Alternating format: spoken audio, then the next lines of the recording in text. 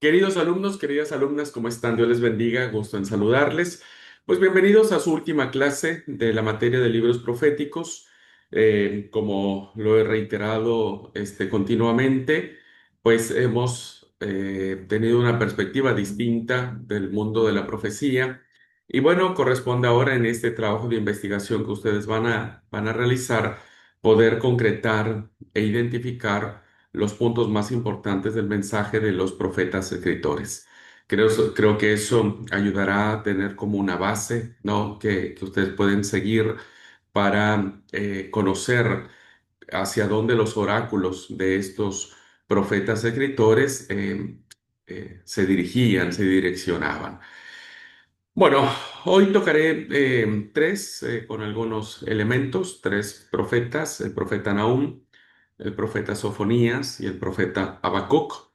Así que bueno, y con estos tres estaremos cerrando. Ya no nos da tiempo poder eh, reconstruir los demás libros. Nos quedarían pendientes Jeremías, Ezequiel, Ageo, Zacarías, ya los profetas posexílicos que se le conocen. Pero como dije, con lo que hemos visto en estas dos últimas clases, bueno, ustedes tienen más o menos el panorama de la información que se necesita investigar y cómo plasmarla en un mapa mental o en un mapa conceptual, ¿verdad? Así que bueno, vamos a ver en primer lugar al profeta Nahum. El profeta Nahum es un profeta muy chiquitito también y que va a tener una relación, sus oráculos, en función de Nínive. No olvidemos que Nínive es la capital del imperio asirio. este, y no olvidemos también que el imperio asirio fue quien termina destruyendo al reino del norte. Es una capital a la cual los oráculos de Nahum, del profeta, se dirigen de manera muy fuerte, muy cruel y muy despiadada.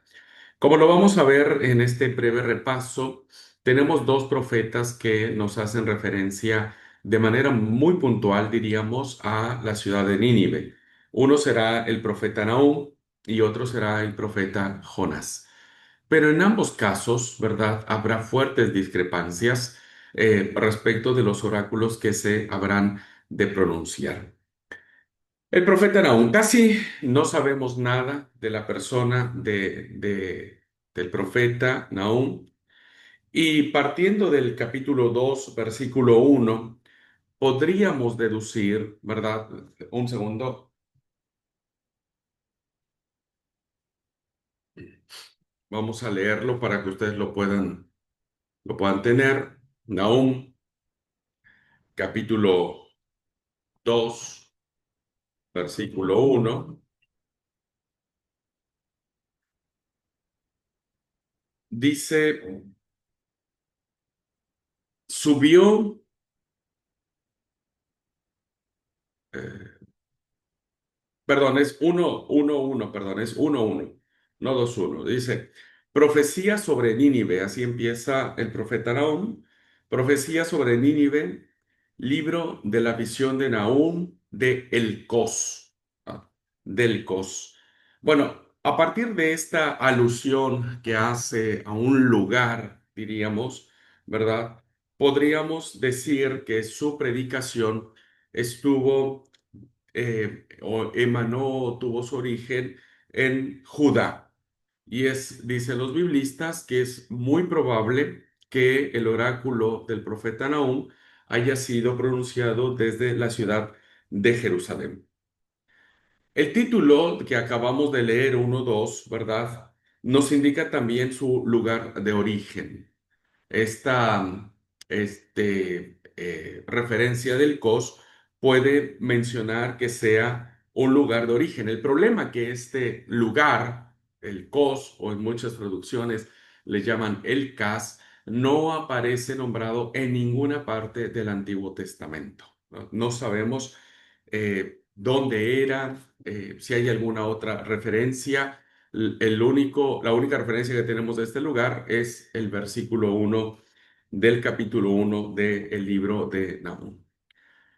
Bueno, respecto de cuándo inicia la actividad del profeta Nahum, es muy discutida entre los biblistas.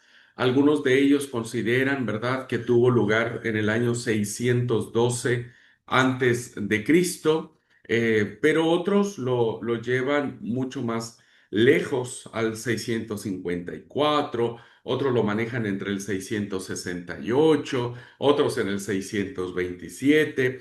Bueno, la verdad es que poca certeza tenemos sobre el año que tuvo lugar la predicación del profeta Nahum. Lo que sabemos es que Nahum pudo haber sido un profeta que haya actuado, ¿verdad?, durante el largo periodo de un rey judío llamado Manasés, que Manasés reinó entre el 698 al 643. Podríamos pensar que este mensaje pudo haber sido en esta etapa del rey Manasés, toda vez que el rey Manasés tenía una cierta animadversión, evidentemente, hacia el imperio asirio, consecuentemente en contra de la capital de Asiria, que era Nínive. ¿Qué vemos nosotros en estos tres primeros capítulos? Capítulos muy cortitos, ¿verdad? Que podemos leer rápidamente, 10 minutos tal vez, ya habremos leído los oráculos de Nahum. Pues comienza Nahum con un himno, un salmo alfabético. Este salmo empezará a partir del versículo 2 hasta el versículo 10. Y iniciará el salmo diciendo: Jehová es Dios celoso y vengador. Jehová es vengador y lleno de indignación. Se venga de sus adversarios y guarda enojo para sus enemigos, etcétera. Hasta el versículo 10, nosotros vamos a encontrar un salmo que va a exaltar, que va a glorificar el poder de Dios. Es un cántico al poder de Dios, al poder de Dios que está presente en la naturaleza, que se manifiesta en la naturaleza. Hermoso ese canto, léanlo desde esta perspectiva, y sobre todo que ese poder que tiene Dios se manifiesta en la historia. Y algo muy interesante, que es un poder que va a ser dirigido a la protección de todos aquellos que confían en Dios, todos aquellos que están bajo su protección, y empieza el anuncio de castigo hacia los enemigos del Señor. Entonces podríamos leer, por ejemplo, versículo 7, ¿verdad? Versículo 7, solo para poner un ejemplo, dice: Jehová es bueno, fortaleza en el día de la angustia, y conoce a los que en él confían. Mas con inundación impetuosa consumirá a sus adversarios, y tinieblas perseguirán a sus enemigos.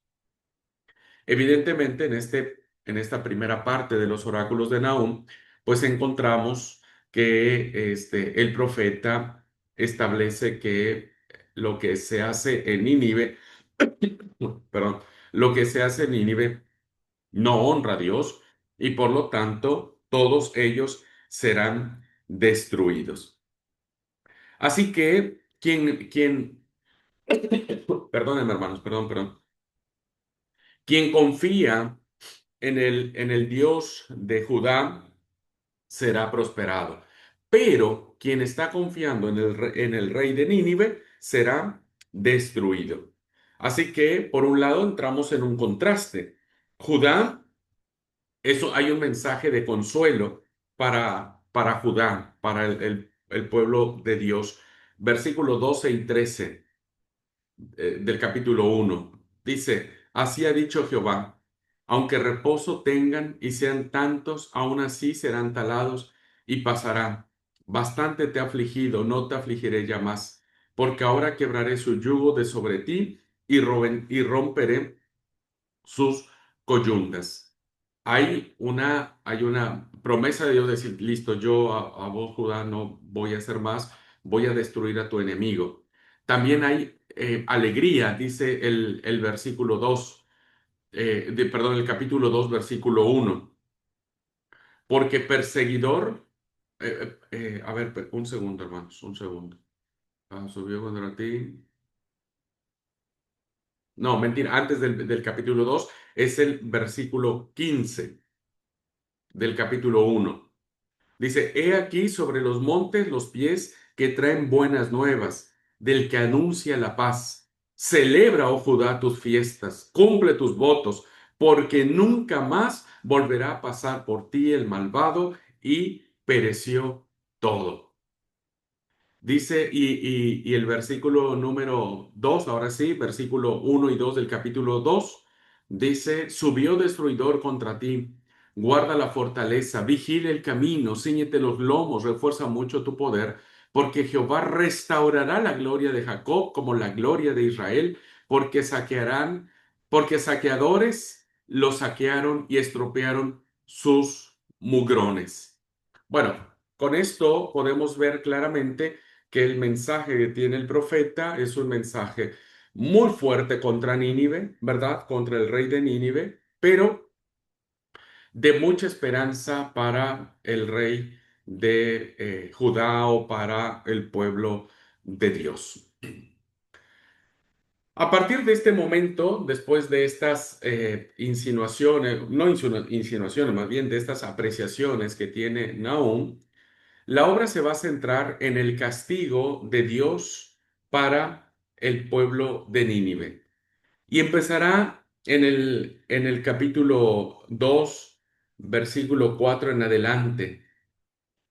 Dice el profeta, los carros se precipitarán a las plazas, con estruendo rodarán por las calles. Su aspecto será como antorchas encendidas, correrán como relámpagos, etcétera, etcétera. A partir de ahora, vemos claramente en una visión ah, muy fuerte, con muchos adjetivos de fuerza, de sometimiento, de venganza, ¿verdad? Encontramos el tema de la invasión o el castigo que Dios va a tener sobre Nínive. Lo va a tener sobre sus soldados, sobre sus carros, lo va a alcanzar hasta sus plazas, sus murallas, las puertas de la ciudad, el palacio. Todo está bajo el juicio castigador de Dios, ¿verdad? Así que vemos claramente que en el capítulo 2 hay una fuerza muy grande y termina o remata el capítulo 2 diciendo en el versículo 13, 2:13, heme aquí contra ti, dice Jehová de los ejércitos, encenderé y reduciré a humo tus carros, a espada devorará tus leoncillos, y cortaré de la tierra tu robo, y nunca más se oirá la voz de tus mensajeros. Así que vemos claramente aquí que el profeta saca fuerzas para reflexionar sobre el actuar o la acción que Dios va a tomar sobre Nínive. Cuando abordamos el capítulo 3, ¿verdad? Vemos claramente que sigue y vuelve a retomar nueva fuerza, diríamos, el profeta contra Nínive. Y los versículos del 1 al 7 tienen una estructura semejante a lo que se leyó anteriormente. Solo para iniciar, el versículo 1 del capítulo 3 dice, ay de ti, ciudad sanguinaria, toda llena de mentira y de rapiña, sin apartarte del pillaje, chasquido de látigo y fragor de ruedas, caballo atropellador y carro que salta, jinete engiesto y resplandor de espada y resplandor de lanza y multitud de muertos y multitud de cadáveres, cadáveres sin fin y en sus cadáveres tropezarán, etcétera, etcétera, etcétera. Con este estilo que usa el profeta Nahum, con estas figuras de guerra, con estas figuras de muerte, ¿no? Cadáveres, muertos y más cadáveres, vemos claramente que Dios está completamente decidido a castigar a Nínive. Dice el versículo 5: He aquí contra ti, dice Jehová de los ejércitos, y descubriré tus faldas en tu rostro y mostraré a las naciones tu desnudez y a los reinos tu vergüenza. Bueno, y termina todo el oráculo con esta idea inequívoca, sin tener el menor lugar a dudas, de que Dios hará justicia y juicio con una ciudad tan perversa, tan corrompida y tan terrible. El juicio del Señor, queridos alumnos, podríamos pensar de esta lectura de Nahum que no hay potencia que escape al juicio de Dios, por muy poderosa que sea, por muy armada que esté de bombas nucleares, nadie puede pasar por encima de la soberanía y del proyecto de Dios. Al principio de este profeta les decía, ¿no?, que hay una gran discrepancia en cuanto a el trato de Nínive, la misma ciudad, por estos dos profetas. En el caso del profeta Nahum, Dios no tiene compasión de Nínive, pero en el caso del profeta Jonás, Dios tiene compasión de Nínive y termina salvándola. Algunos piensan que Nahum no tendría que estar en los escritos bíblicos porque vemos claramente que para Nahum no hay oportunidad de que Nínive se salve. Dice eh,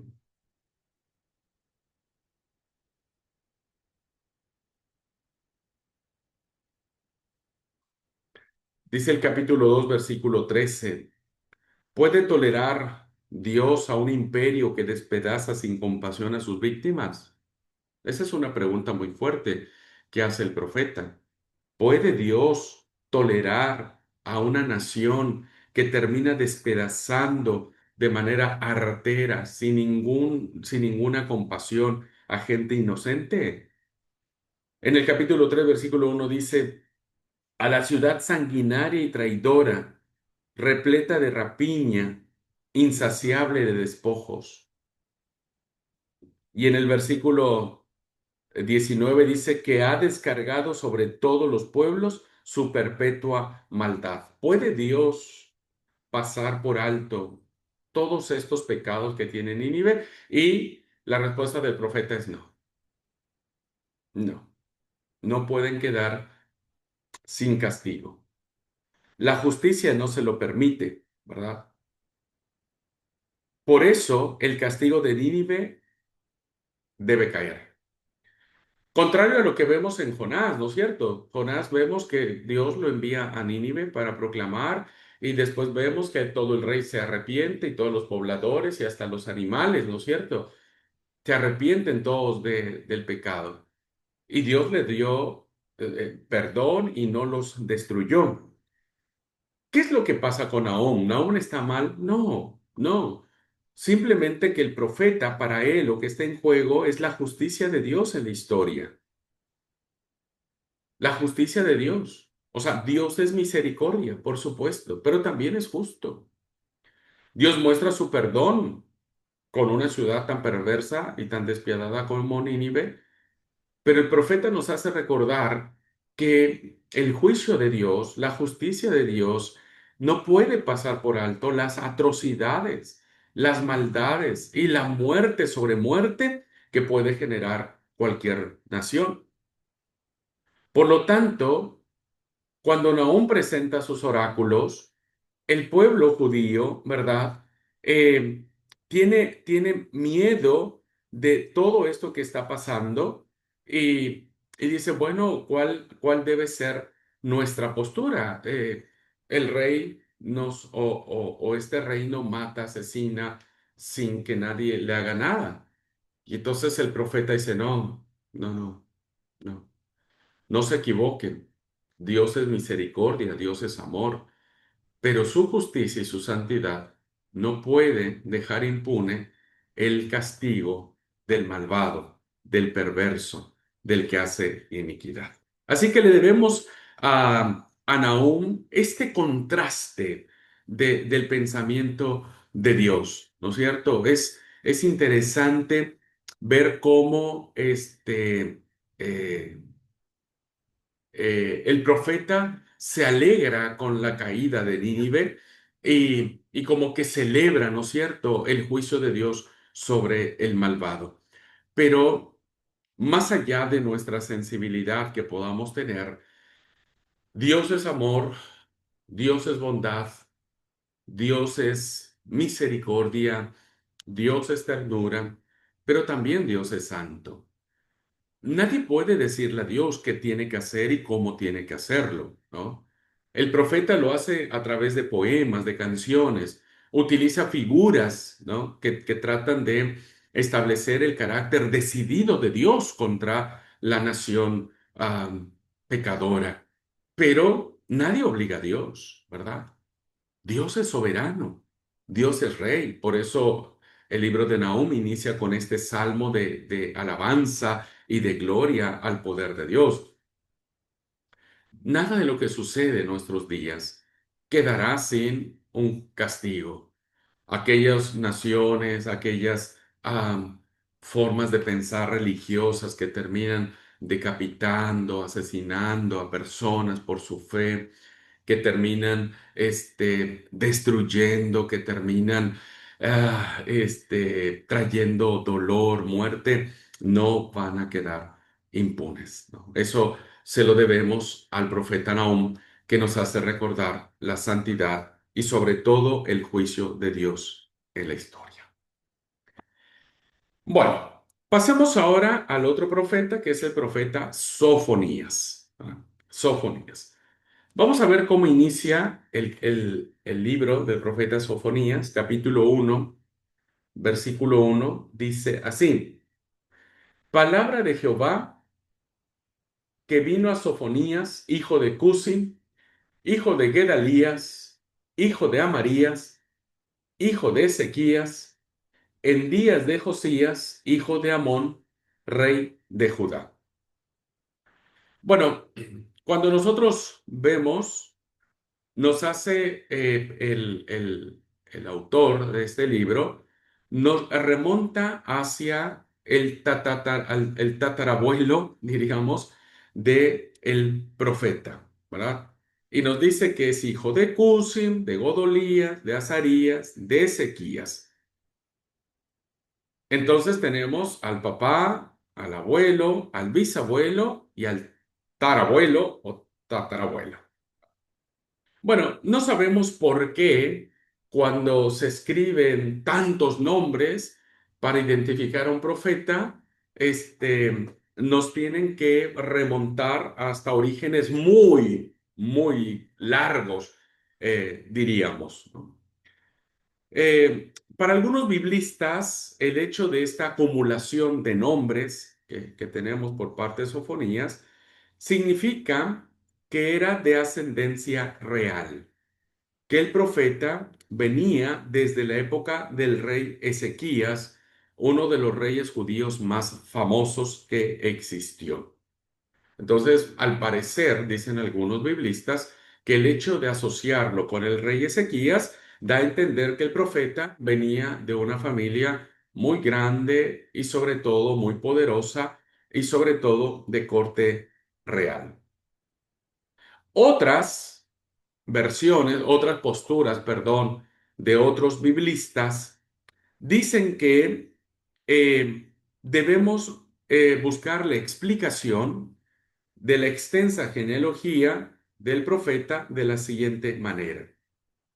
El padre del profeta, según el testimonio que hay aquí, se llama Cusí, lo que a los oídos de los judíos debió sonar más o menos como el nubio o un derivado del cusita. Bueno, eh, los cusitas eran extranjeros, ¿verdad? Los cusitas eran extranjeros. Así que, al parecer, por la descendencia del padre o por la inferencia de que el padre era cusita, que significaba el nubio. Bueno, para liberar al profeta de toda sospecha de su ascendencia extranjera, el autor del libro de Sofonías va a remontar muy alto y va a mencionar tres nombres que están ligados al culto a Yahvé, el culto a Dios.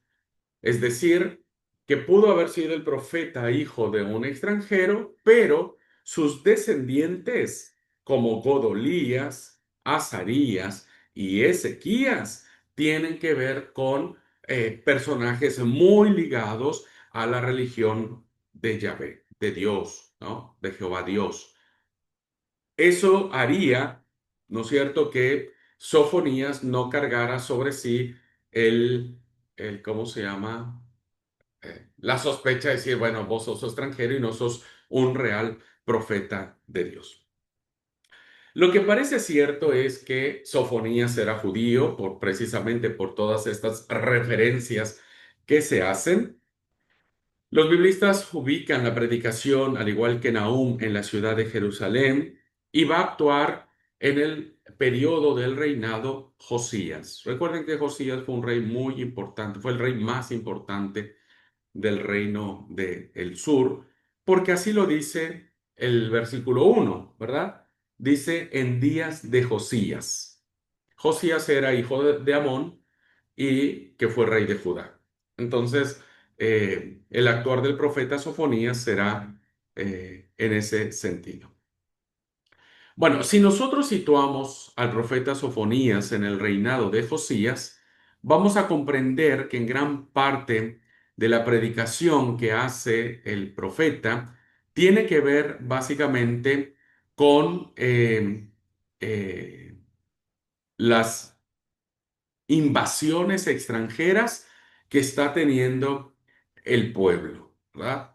No solamente las invasiones de imperios, sino más bien que el pueblo se está dejando seducir, se está dejando invadir por costumbres extranjeras, por prácticas paganas.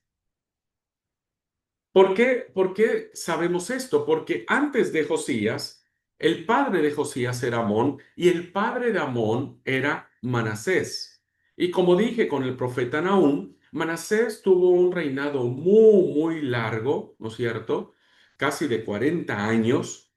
Y durante todo ese reinado, Manasés permitió que la nación se corrompiera religiosamente hablando. Manasés manda levantar altares, Manasés permite el sacrificio a ídolos paganos, a ídolos diferentes, a Yahvé, ¿no es cierto?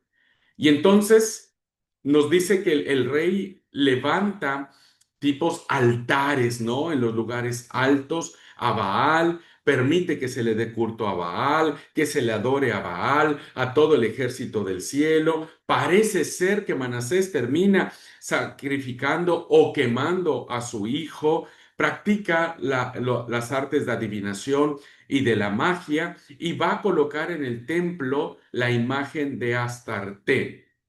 Bueno, todos estos temas que vienen, que viene trayendo el pueblo desde Manasés alcanzan el reinado de Amón y consecuentemente el reinado de Josías y consecuentemente el mensaje del profeta Sofonías va a ir allá.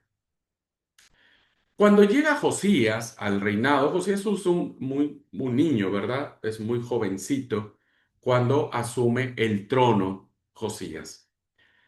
Pues para esas fechas, evidentemente, Judá necesitaba una reforma profunda, una reforma religiosa, alguien que pudiera decir basta, no necesitamos volver a los ídolos, a los sacrificios, ¿verdad? Así que debía haber una reforma en todos los sentidos, una reforma política, porque la figura del rey estaba profundamente dañada, una figura social, porque el pueblo, la sociedad estaba corrompida, estaba mal y religiosa, pues ni se diga, ¿verdad? Por un lado adoraban a Yahvé y por el otro lado adoraban a Astarte.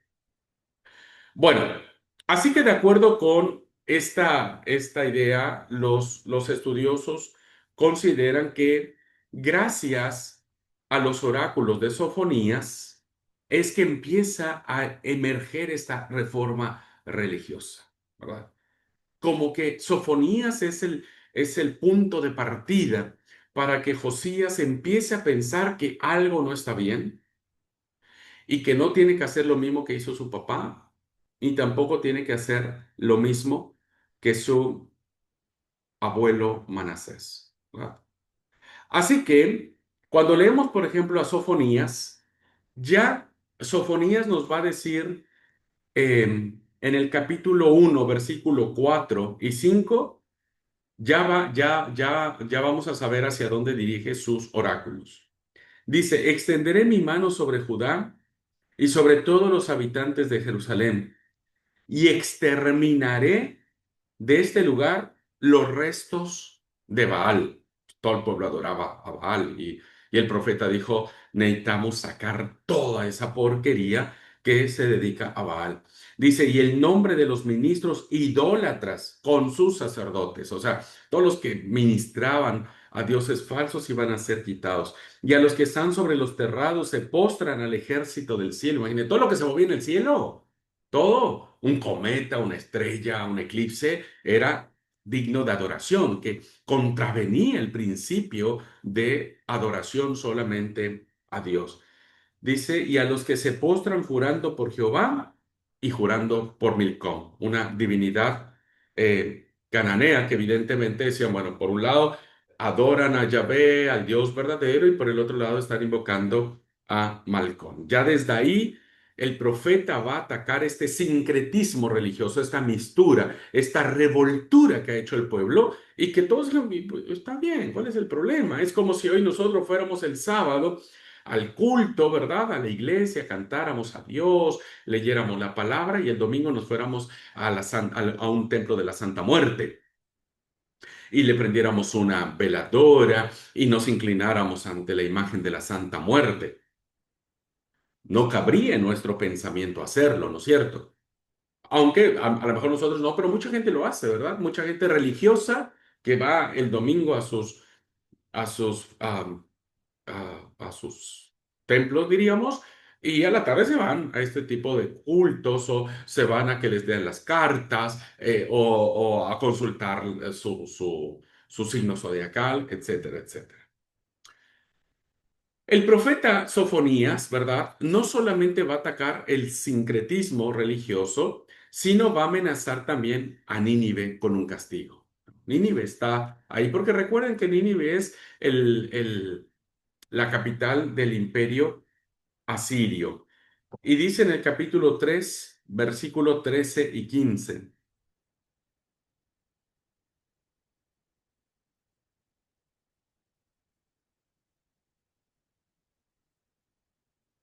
Un segundito.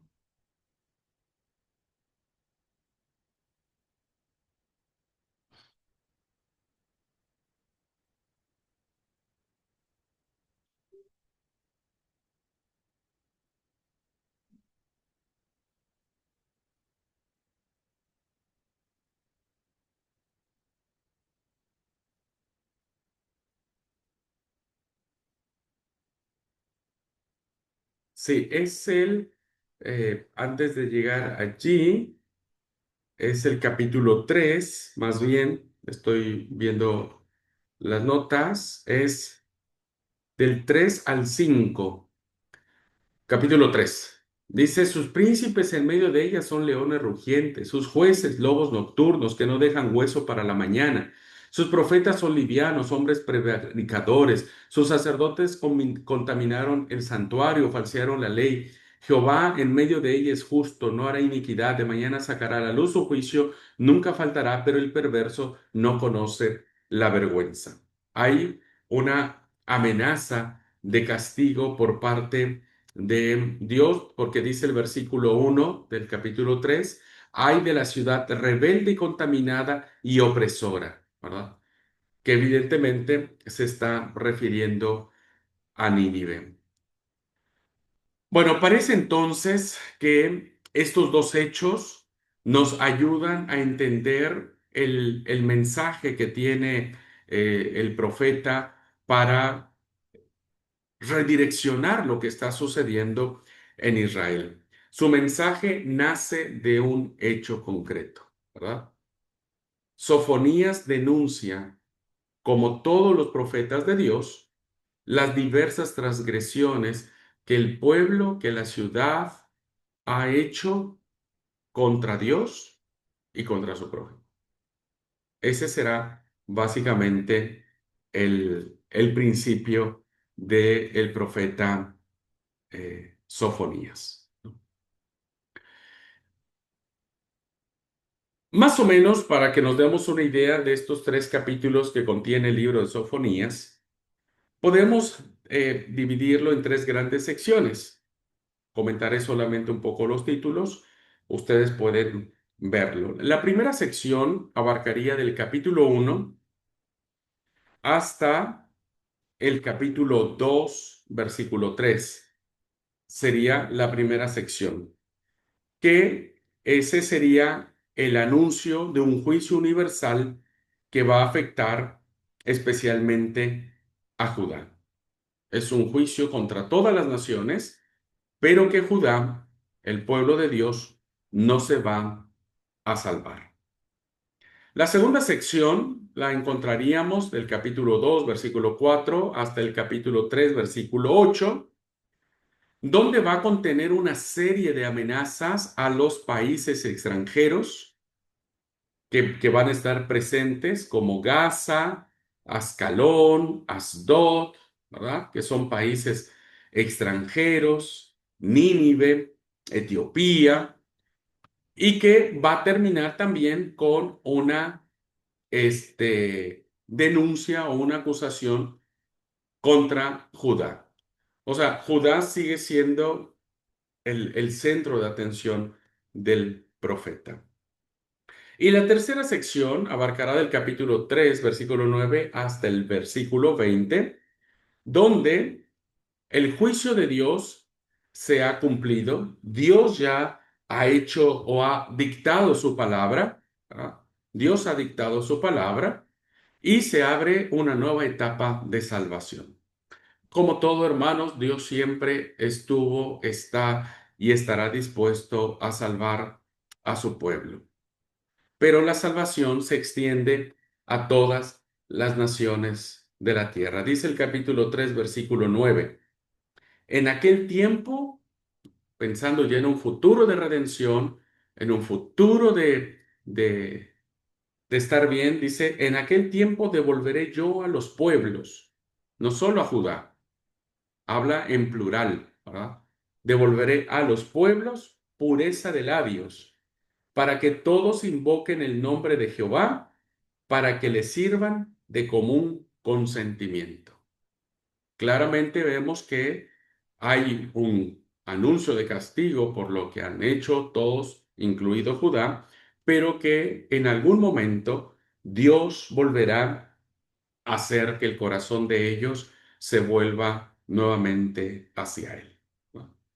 Así que estas tres secciones, las dos primeras tienen que ver con anuncios de castigo y esta tercera tiene que ver con un anuncio de salvación. Así que gracias al profeta Sofonías y haber puesto el dedo en la llaga, pues el pueblo judío tuvo que reflexionar y gracias al actuar del rey Josías hubo una gran y profunda reforma religiosa, ¿verdad? Que convirtió al pueblo nuevamente a la ley de Dios, a el juicio de Dios y a la adoración solo del Señor. Me parece que hoy podríamos pensar, ¿no es cierto?, que aun cuando al igual que el profeta Nahum, desearíamos que el juicio de Dios cayera sobre todas esas naciones que matan, asesinan, persiguen, destruyen, siembran caos, miedo, terror en el mundo hoy. Lo cierto es que también el mensaje de salvación es un mensaje que está abierto, es un mensaje que podemos nosotros confiar que aún el Señor puede tener misericordia de todos aquellos que, habiendo hecho las cosas más nefandas, o más terribles, pueden alcanzar la gracia y la misericordia de Dios. Pues ojalá aprendamos de eso y dejemos, ¿verdad?, que sea Dios el que haga juicio y justicia.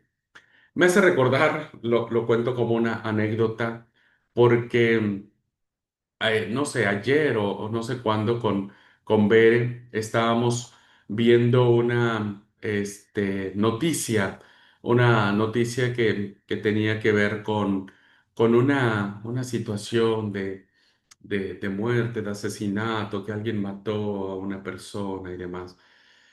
Y entonces yo le decía a Bere, ay, no sé, le digo, si lo hicieran a uno de mis hijos o a alguien a quien yo amo, imagínate que yo em, tenga a un hijo mío muy amado y que venga alguien y que lo abuse de él, lo decapite, lo golpee, le haga cosas terribles como vemos en muchas noticias que sucede. Yo le decía, a ver, ay, no, yo si lo tengo enfrente yo lo mato, le decía. Yo despertaría en mí ese sentimiento, ¿no? De venganza. Y Vera me dice, no, pero bueno, podés decir eso.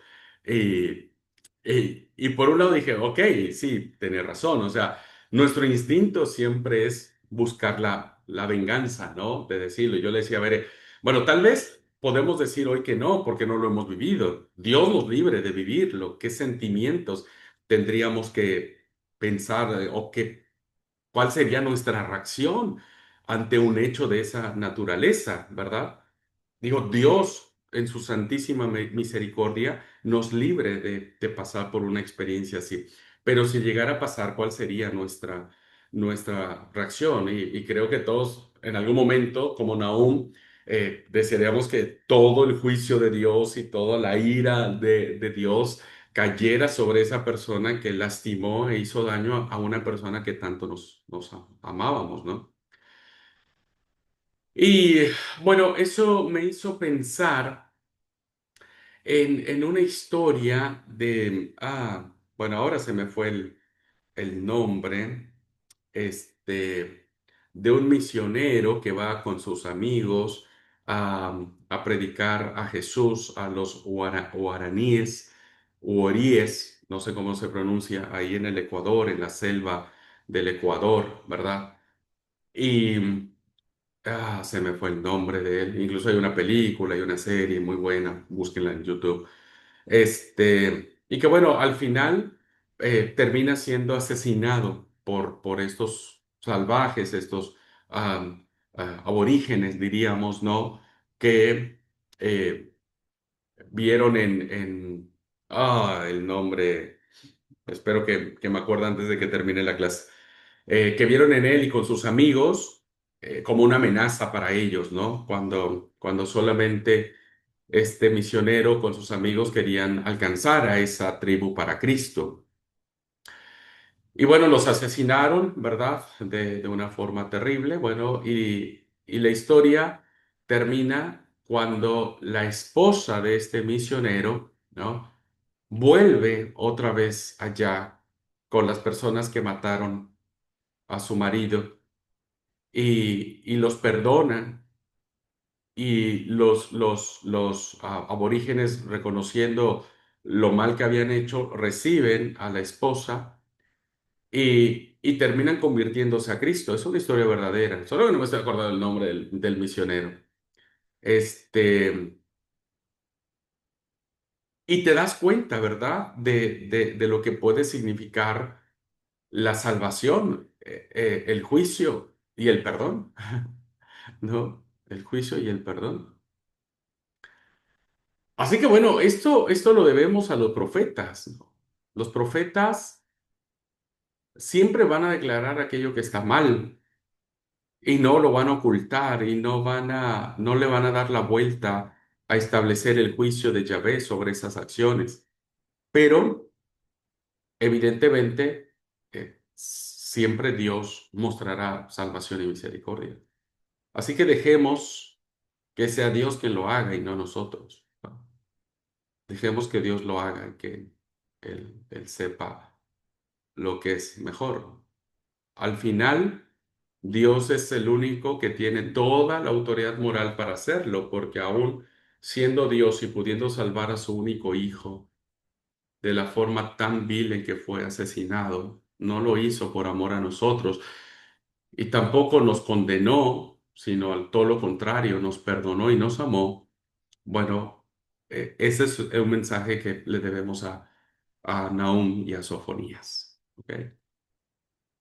Bueno, dejemos que tanto el juicio y la salvación de Dios la determine Él. ¿Ok? Solo Él. Bueno, terminamos con el profeta Habacuc, ¿verdad? Habacuc es uno de los profetas de los que menos sabemos. No sabemos poco o nada. El título del libro, si ustedes van al libro del profeta Habacuc, no nos dice nada porque inicia diciendo la profecía que vio el profeta Habacuc. Dónde nació, quiénes fueron sus padres, a diferencia de Sofonías que nos dan cuatro generaciones, cinco generaciones, con Habacuc parece ser que no hay nadie. No sabemos su lugar de nacimiento, no sabemos el nombre de su papá, no sabemos el periodo, en qué etapa, con qué rey pronunció sus oráculos. No sabemos el lugar de origen, la época, su familia. No tenemos datos absolutamente de quién habría sido el profeta Habacuc. Tal vez porque Habacuc aparece a lo largo de sus pocas páginas como un profeta profundamente inserto en las problemáticas de su tiempo. El profeta no le interesa que sepan de él, ni quien escribe el libro, sino que el profeta le interesa ir a lo que realmente importa. ¿Qué está pasando a su alrededor? ¿Verdad? El hecho de que el profeta esté tan inmerso, tan profundamente comprometido con las situaciones que hay allí, nos dice que eh, hay una disyuntiva, este, una ruptura, diríamos, ¿verdad?, entre lo que está pasando y el pensamiento del profeta, porque el profeta comienza preguntando, ¿qué está haciendo Dios? ¿Ah? ¿Qué está haciendo Dios?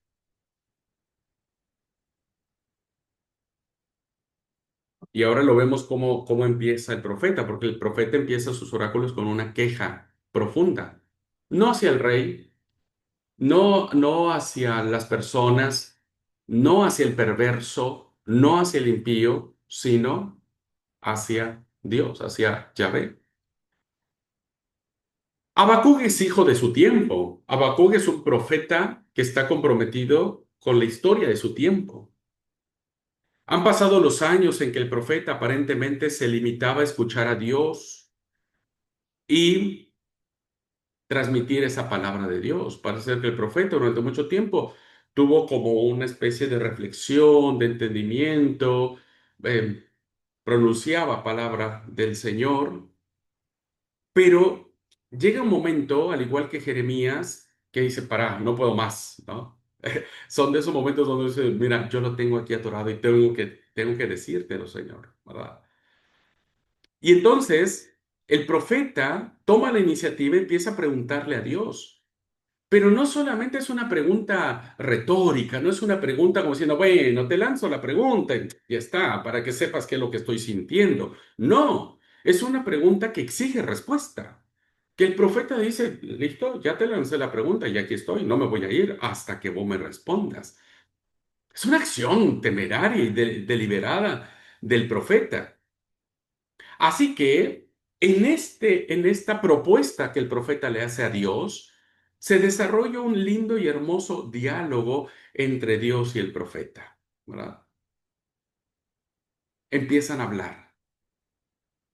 Y entonces de ese diálogo saldrá la enseñanza para el pueblo o el tiempo en que él estaba predicando, que insisto, no sabemos qué, pero también servirá para enseñarnos a nosotros en este diálogo intenso, apasionado, sincero, profundo, donde Dios no se enoja porque su profeta le lanza preguntas muy fuertes, ¿verdad?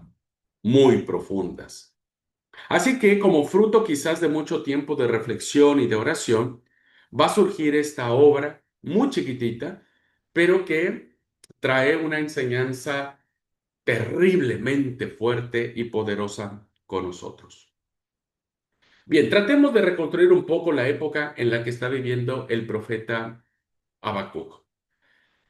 Bueno, es una época en la que el recuerdo reciente de la opresión de Asiria, ¿verdad? De este pueblo perverso, de este pueblo cruel, se une ahora a la experiencia del dominio de los egipcios y de los babilonios, eh, que es quizás en esta etapa de la etapa del dominio egipcio y del dominio babilonio que pudo haber estado ahí inserto el mensaje del profeta, porque es en esos tiempos turbulentos que dejó los asirios y que ahora los babilónicos están tomando, que hace el escenario para recrear los oráculos del profeta.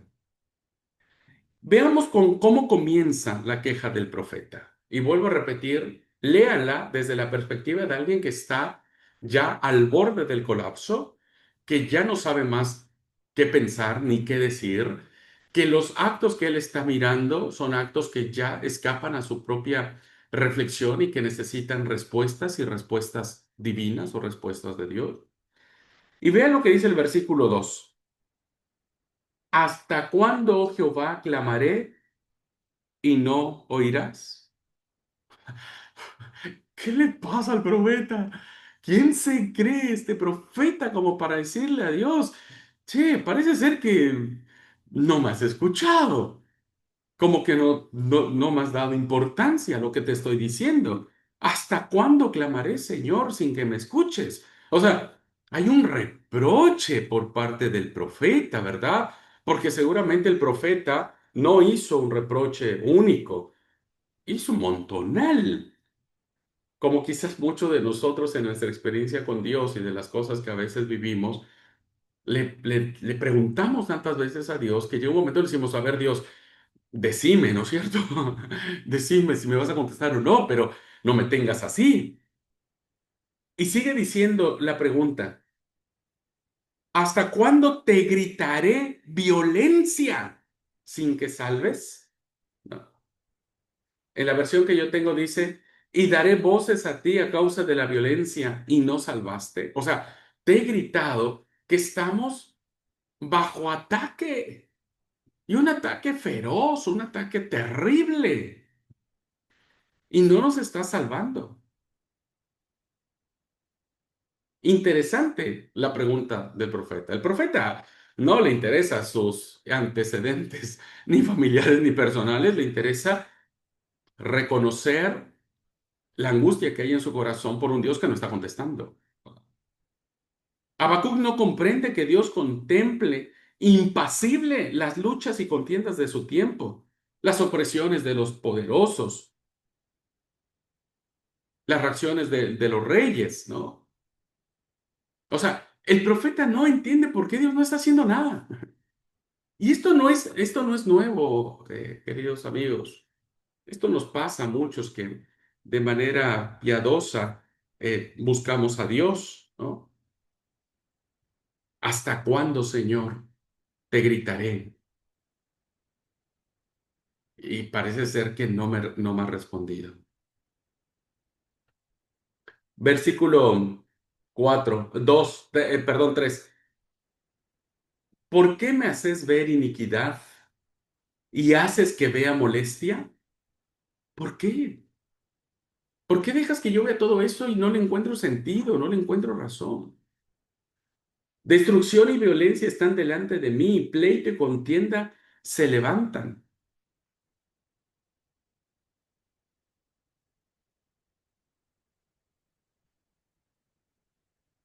Versículo 4. Por lo cual la ley es debilitada y el juicio no sale según la verdad, por cuanto el impío asedia al justo, por eso sale torcida la justicia. Hay tanta corrupción, Señor.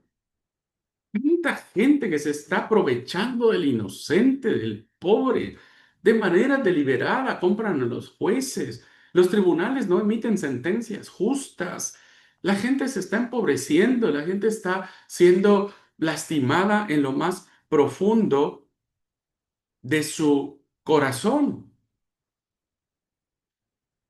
de su corazón.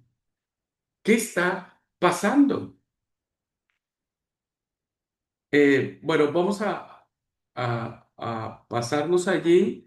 El versículo 12. Vuelve otra vez el profeta. El profeta tiene tantas preguntas. Léanlo, por favor, todo. Y dice, ¿no eres tú desde el principio, Jehová, Dios mío, santo mío? O sea, parece ser que de alguna manera el profeta está cuestionando la grandeza de Dios. O sea, se supone que vos sos un Dios poderoso, ¿no es cierto? Se supone que sos un Dios que eh, vivís desde la eternidad. Pero a ver, hermanos, no confundamos. No son preguntas de un hombre pecador, ¿verdad?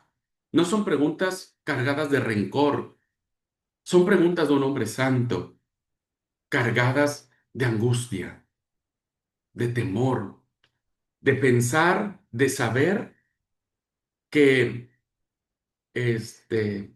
Dios puede que no nos escuche. Puede que Dios no nos escuche. Sin embargo, la respuesta de Dios que le da a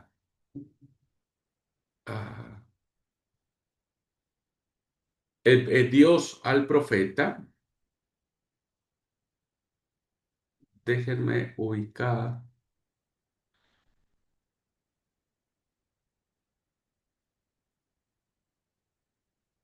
dice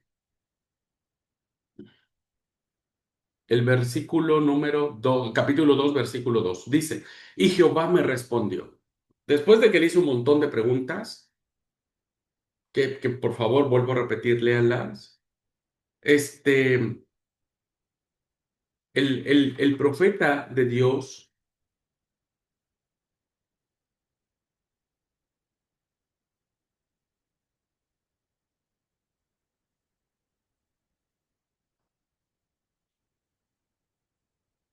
va a recibir de parte de él. Dice capítulo 2 versículo 2. Y Jehová me respondió y dijo, escribe la visión y declárale en tablas para que la gente la entienda. Ok, ¿quieres respuestas? Te las voy a dar. Aunque la visión tardará aún por un tiempo, a ver, Dios, ya hemos sufrido demasiado. ¿Por qué? ¿Qué necesidad hay de esperar más tiempo? No hay ninguna necesidad. Sin embargo, dice, puede tardar un tiempo, pero tranquilo, Habacuc, se apresura el fin. No mentiré. Aunque tardare, espéralo, porque sin duda vendrá y no tardará. Qué interesante, queridos eh, alumnos, cómo Dios es un Dios que va a actuar no como nosotros pensamos, ¿no es cierto? No como nosotros pensamos. Dios siempre va a actuar de acuerdo a su voluntad. El momento del justo castigo vendrá. Va a llegar sin retraso. O sea, va a venir el tiempo que tiene que venir. Durante muchos años siempre escuché esa frase que dice, los tiempos de Dios son perfectos. No sé si ustedes lo han escuchado. Los tiempos de Dios son perfectos. Y había otra frase que lo complementaba y decía, este, em, Dios siempre llega a tiempo, ¿no? Pero esa frase, cuando todo está en bonanza, puede que tenga significado, pero no cuando uno está en tribulación. Sin embargo, Dios tiene este plan para, para el pueblo, ¿verdad? Y entonces el profeta va a responder en el capítulo 3 versículo 2. Oh Jehová, he oído tu palabra y temí. Oh Jehová, viva tu obra en medio de los tiempos hazla a conocer, en la ira acuérdate de la misericordia. El profeta termina reconociendo la soberanía de Dios, el tiempo de Dios, el kairos de Dios, el tiempo de Dios. Y entonces hay una oración de Habacuc que está basada ya no en la pregunta que lo descontrola, ya no en las preguntas que lo angustian, ya no en las preguntas que parece ser que no tienen respuestas. Ahora hay una oración de confianza y dijo, escuché tu palabra y ahora hay un santo temor dentro de mí, porque puedo reconocer que tal vez mis preguntas tenían que haberse sustentado más en la confianza en ti que en mis propias fuerzas o en lo que estaba sucediendo alrededor. Dios vendrá de Temán y el santo desde el monte de Parán, es decir, el Señor vendrá, hará juicio, castigo, salvará a su pueblo. Hermosa es la oración, ¿no es cierto? Que termina básicamente con un, un tema con imágenes del mundo agrícola y ganadero, donde todo parece eh, que ya está en el fracaso, ¿verdad? Porque todo lo que vamos a ver ahora, estos últimos versículos, están escritos desde el fracaso, pero ya no desde un fracaso del que empezó en el capítulo uno. Ahora es un fracaso que se entiende y se comprende y se interpreta desde la esperanza. Fíjense, dice, aunque la higuera no dé frutos. Es un fracaso. O sea, si la higuera no da fruto, está seca, es estéril, no sirve para nada. Estamos en fracaso.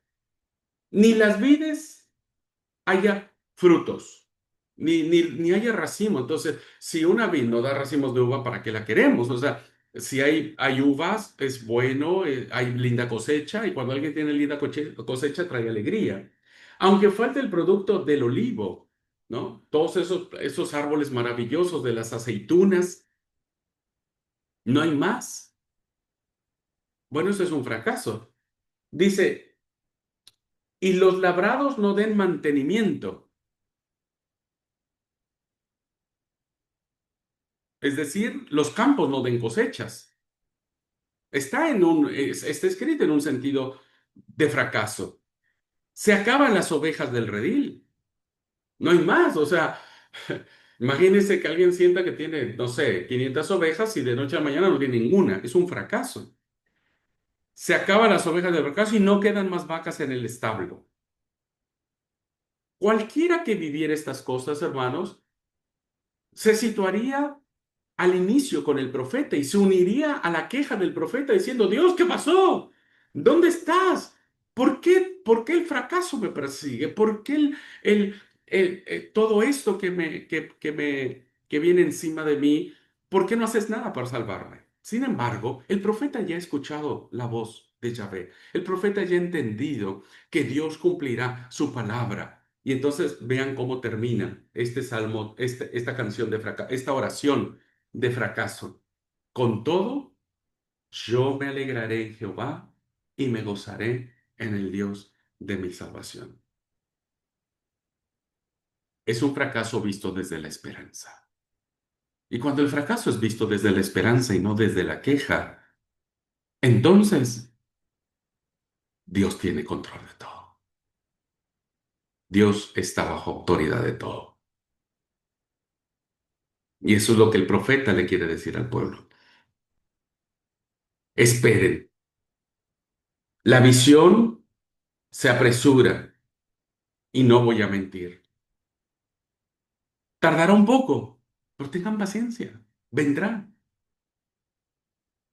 Y les puedo asegurar que no tardará. Solo es en mi tiempo, en mi forma, en mi esperanza.